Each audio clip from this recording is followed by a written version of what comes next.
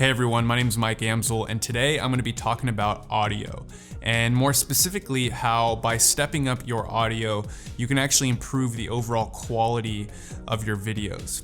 Now I know probably most of you, much like myself, whenever I film a YouTube video, or a lot of videos for that matter, I'm not filming in an environment that is set up to produce really high quality audio.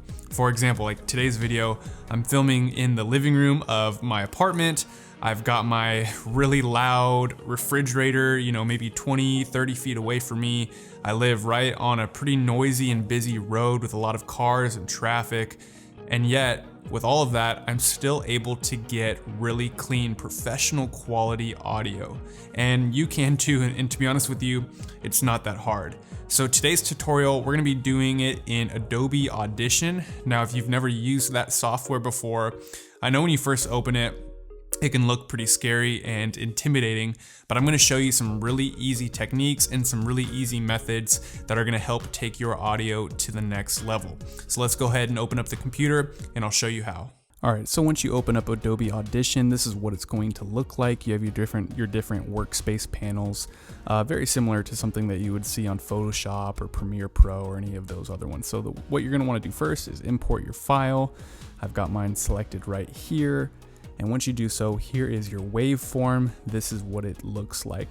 Now, what you're gonna wanna do first is remove any of the ugly, distracting ambient noise that might be in your environment. For me, it's my refrigerator, it's my noisy street that I live right on. So I'm gonna go ahead to the beginning of my clip where I pre-recorded the ambient sound coming from my microphone, and we're gonna go ahead and reduce that as much as we possibly can. So let me go over to the front of this recording and I'll show you what I mean. And as you're hearing it right now, you can hear this is what it sounds like naturally inside of my apartment.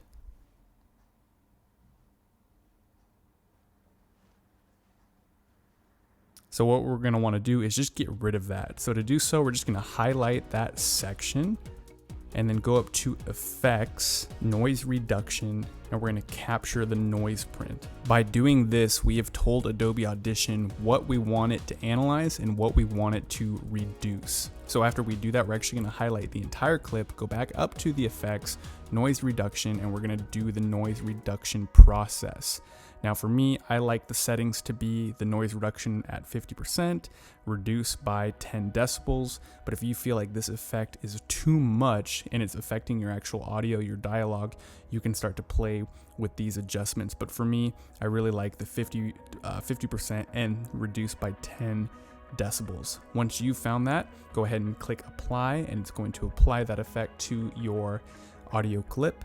And now you can hear there is no ambient noise coming, there is no refrigerator humming or car noise or anything like that. So next, go back up to Effects, and we're going to do what's called normalize. And basically what this is, we are going to normalize all of the audio, and we're going to normalize it to -3 decibels. Now again, you can play around with this. You can do -6, 5, 4, whatever you feel most comfortable with. For me, I like it at -3, so that's what we're going to do. Next, going back up to the effects, and we're gonna go ahead and put a single band compressor. So for me, I like the threshold to be at -12 decibels. I like my ratio to be at 4:1. Go ahead and click apply. And as you can see by the waveform, the highs and the lows have been brought back to the center more so than they were earlier. We can go back up to the effect controls and add an EQ. I like to use the parametric equalizer, and I've already got a custom one set, but if you don't have this, you can go ahead and click on the presets, and I always choose the loudness maximizer. And then what I do is I bring up the high pass filter, which brings in more treble, and then I also like to play with the low pass filter, which is going to affect our lows and some of our midtones. So you can really start playing with these and see what kind of sound you can get. But for me, this type of curve that you're seeing right now, this is generally the type of movement that I like to see. So after it applies that to our sound, that's it. So I'm just gonna go ahead and click save. Then after I save it, I'm going to export this file to a place that I know I can remember where it's at. Go ahead and export that. And now what we're gonna do is we're gonna bring this edited audio file into Final Cut Pro. You can do this obviously in Premiere Pro or even DaVinci Resolve, but for me, I've been using Final Cut lately. So I'm gonna go in and import this media. And after I've imported it, I'm actually going to sync this up with my video file. That way my audio and my video are synced up. Right click, synchronize clips, really easily. I'm just gonna change the name of this file real quick to Talking Head. And now I'm gonna drag that down to my project panel. And as you can hear, we have really clean edited audio. Improve the quality of your overall video.